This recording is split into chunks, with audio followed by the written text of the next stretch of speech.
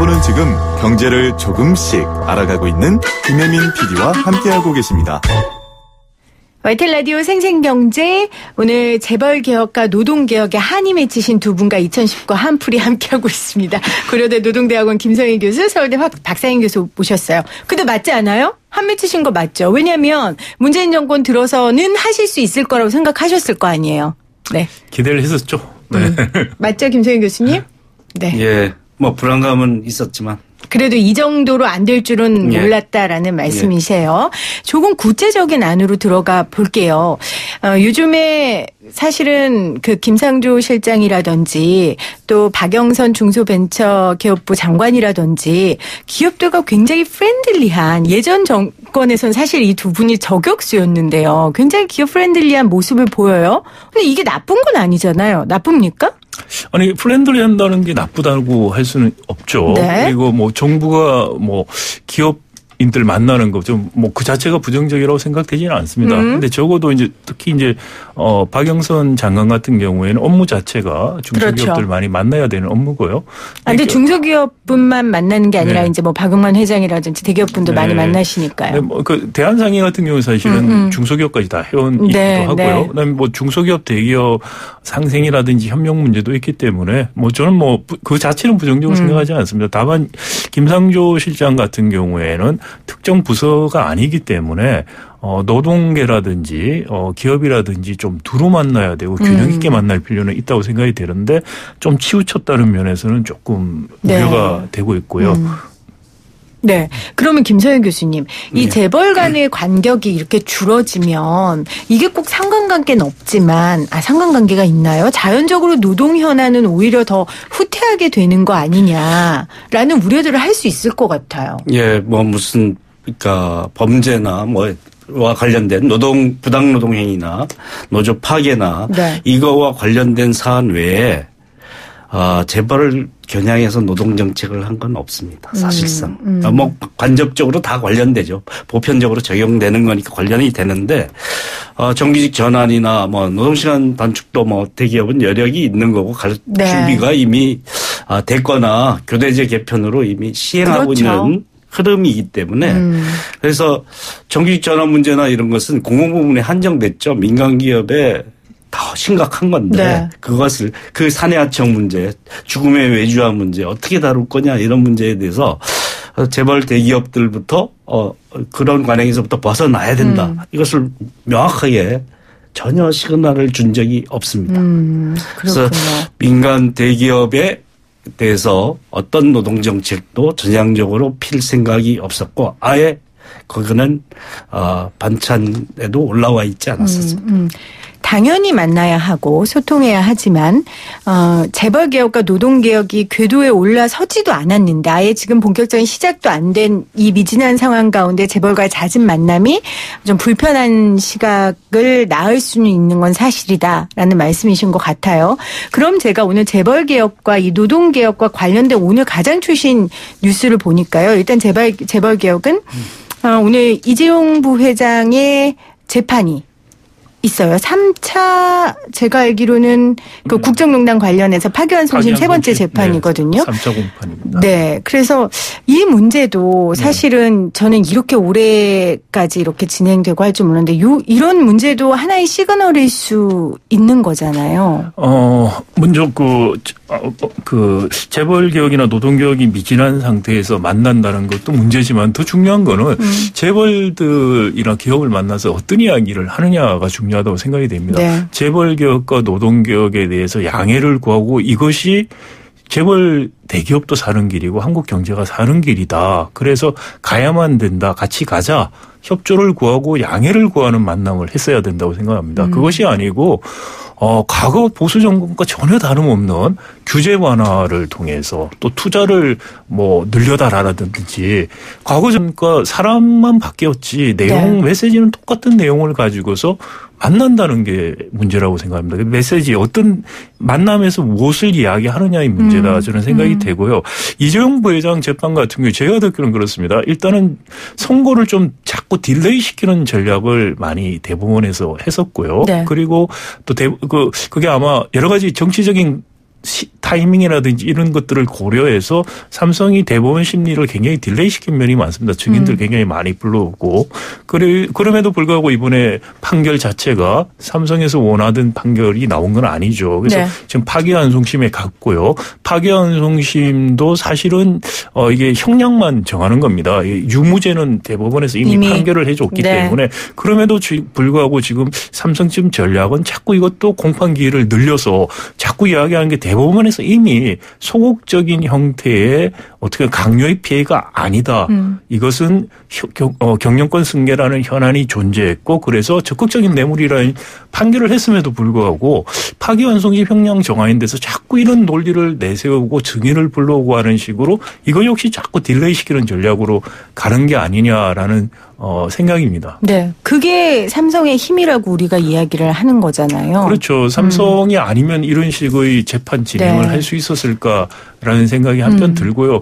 다만 이 파기환송심 재판부가 이 대법원 판결의 취지에 맞지 않는 형량을 선고한다면은 사법부 신뢰가 하루아침에 물거품이 저는 될 거라고 생각하고요.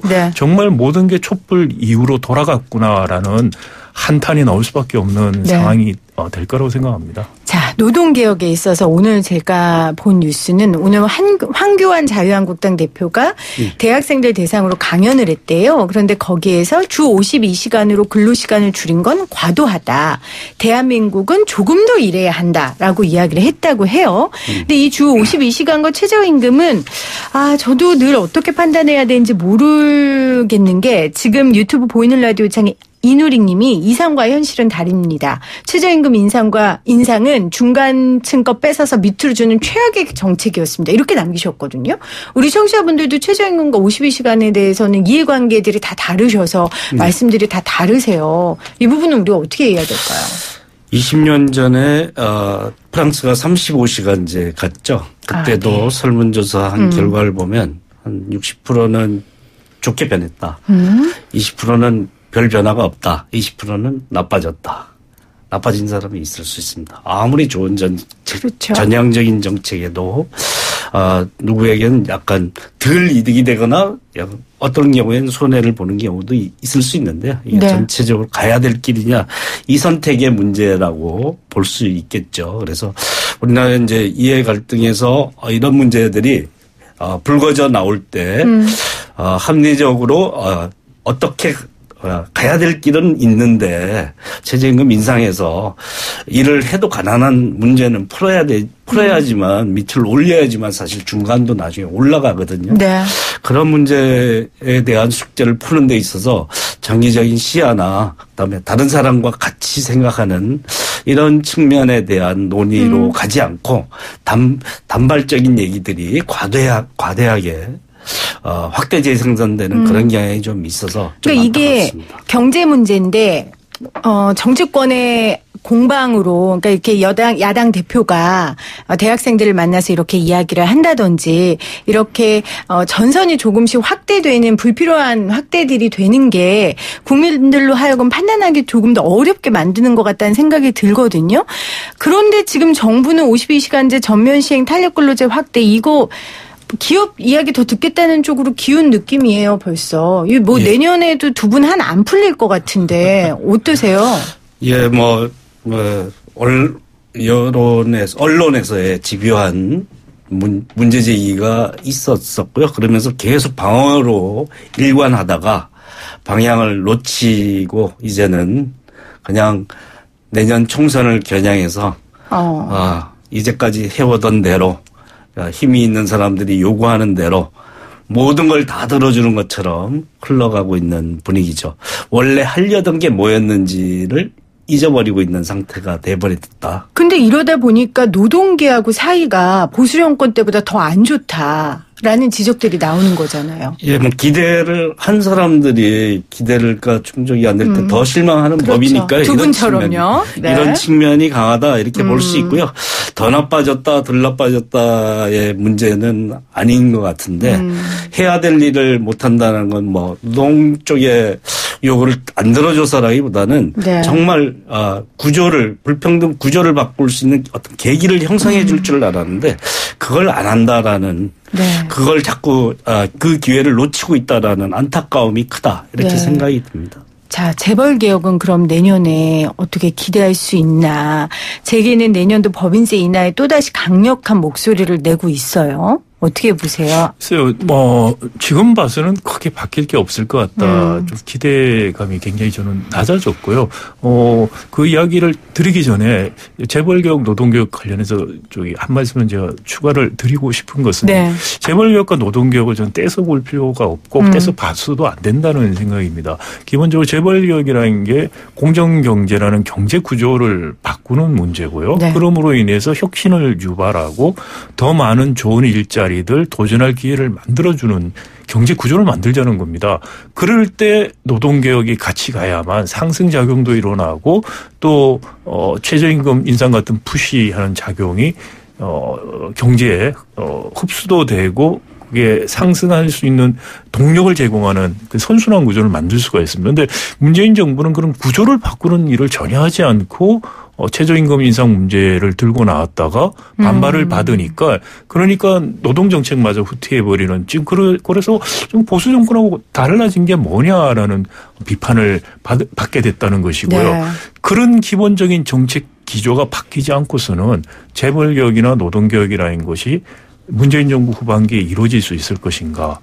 저는 굉장히 좀 불안하면서도 좀 비관적이고요.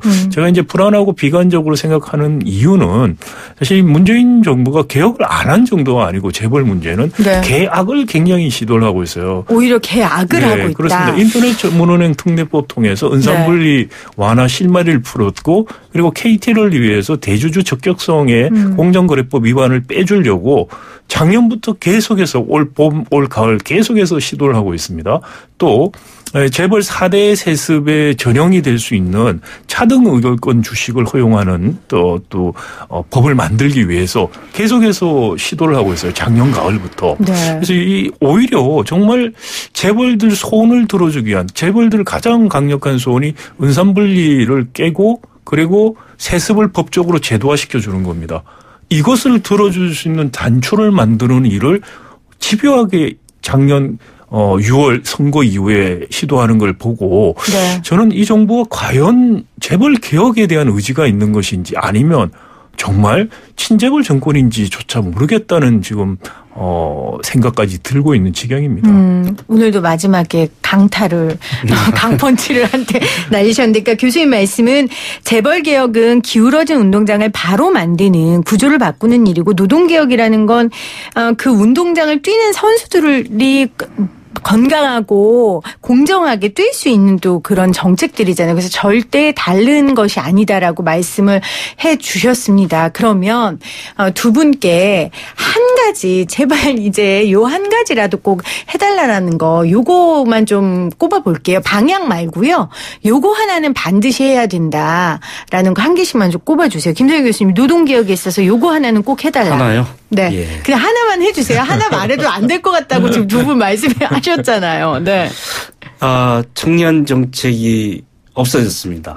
여러 가지 해봐도 뭐 하나만한 정책만 계속 하다 보니까 안 했는데요. 제가 계속 주장해오던 거는 그러니까 좋은 일자리도 만들어져야 되고 네. 그렇다면 고등학교 졸업해서도 당당하게 살 수 있는 조건 만들어야 됩니다. 그럴 수 있는 일자리 만드는 데 있어서 위에서부터 중견기업까지 만들어낼 수 있는 정책을 피는데 맨날 기업 지원금만 줘서 만들어 달라고 이렇게 호소하는 일만 하거든요. 그래갖고 만들어지지 않거든요.